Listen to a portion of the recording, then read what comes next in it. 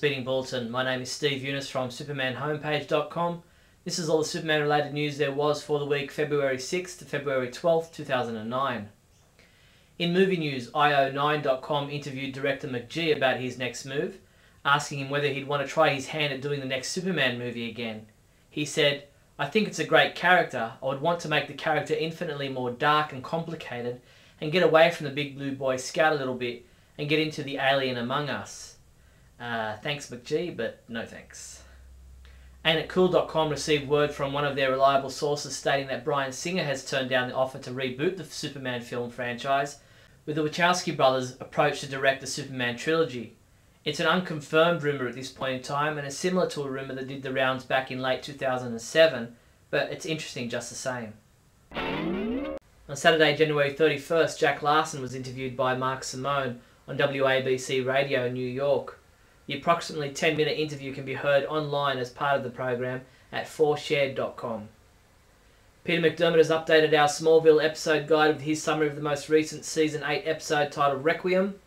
Neal Bailey and Douglas Trumbull have written their reviews for this same episode, with Neal giving it another 1 out of 5, while Doug liked it a little bit better, but not much, giving it 2.5 out of 5. The CW is currently running repeat episodes of Smallville, with the next new episode titled Infamous scheduled to air on Thursday, March 5th. The LA Times confirmed that Smallville executive producers Darren Swimmer and Todd Slavkin have signed on to helm the update of Melrose Place for the CW. While Smallville is yet to be renewed for a 9th season, sources are sure that a green light is more than likely.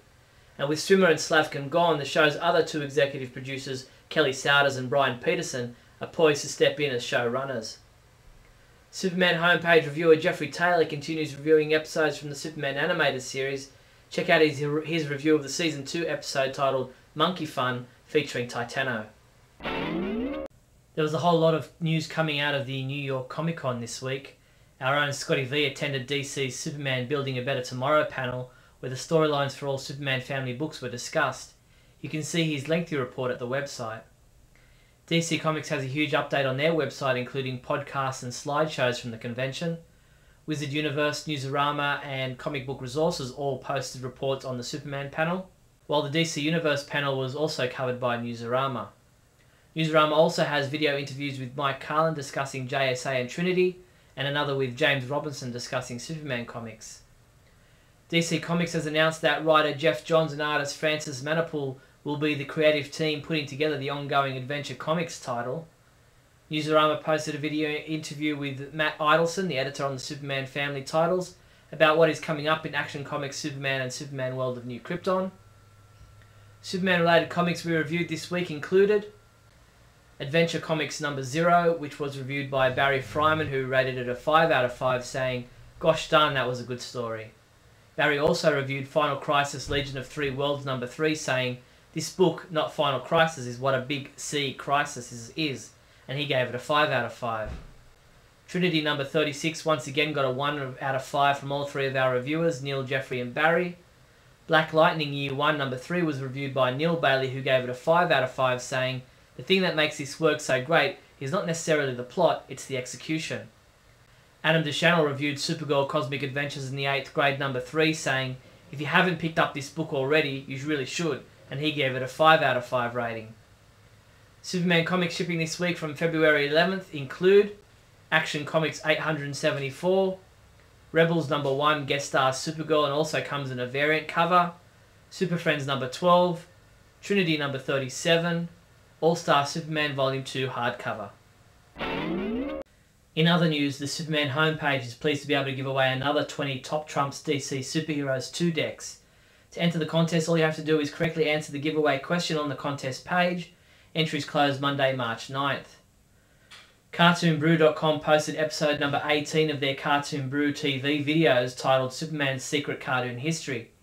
Jerry Beck examines the various ways the world's first superhero was animated, portrayed, and even lampooned in the years between his comic book inception in 1938 and prior to the iconic live-action TV series of the 1950s.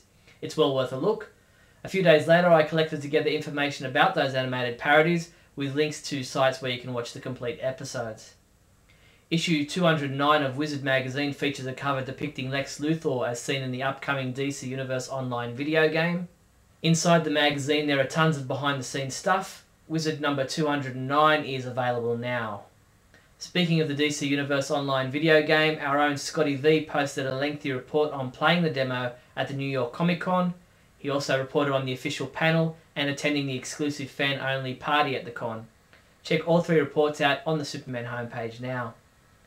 Broadway's Lois Lane, Patricia Morand, is featured in a special tribute in the latest update on SupermanBobHoliday.com. Morand, who passed away on November 27th, was nominated for a Tony Award in 1966 for her performance as the feisty Daily Planet reporter in the acclaimed Hal Prince musical It's a Bird, It's a Plane, It's Superman. Superman homepage reviewer James Lance continues reviewing story arcs from the 1940 Superman radio series. This week he looks at Batman's Great Mystery, which sees Batman acting on behalf of a racist group. And that was all the Superman news there was for the week February 6th to February 12th. I'm Steve Younis from SupermanHomepage.com.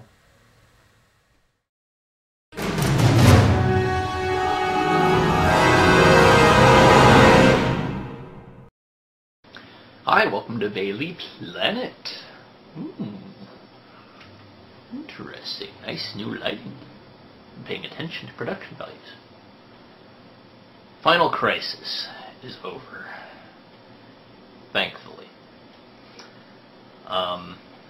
I have sat and for 8, 9, 10 months, 2 years, who knows, been told that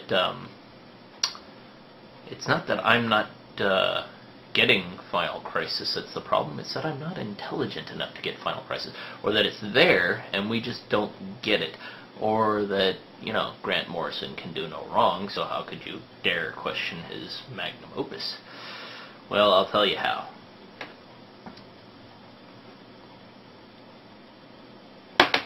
Five years of college.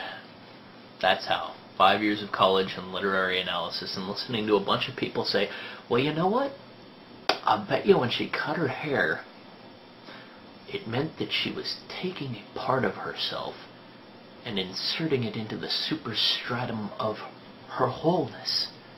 And that ultramenstruum, if you'll forgive me using a Grant Morrison term, flowed along the ebb and tide of her own deliverance. In other words, people who like to string random non sequitur ideas together with some minor symbology and try and say it means something more than it does. Like, for instance, taking a Rubik's Cube puzzle like this, applying the abstract concept of a God number, and saying that that is something deep or intelligible. Well, I really need some classical music. It's not. It's really just a bunch of random things thrown together. A vampire monitor, Ultraman is a vampire, Super Young Team, which, you know, Grant Morrison blames us for not digging.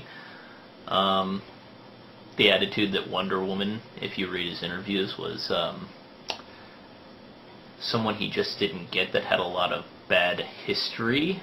Obviously he hasn't read Wonder Woman in the last 20 years. Here's my deal. Final Crisis was an utter failure in storytelling. It had promise, and I still like Grant Morrison's work that I've read in the past. But his attitude, coupled with the way that this story so catastrophically failed without any humility on the part of the author, has led me to no longer read his work. Which is sad, because All-Star Superman was quite good. He's hit and miss, but when he's missing and he blames the reader, that's a sign of someone who I do not want to support with my finance, which are rather low, which gets me, you know, double thumbs down. Bailey Planet is sponsored by Gibbo.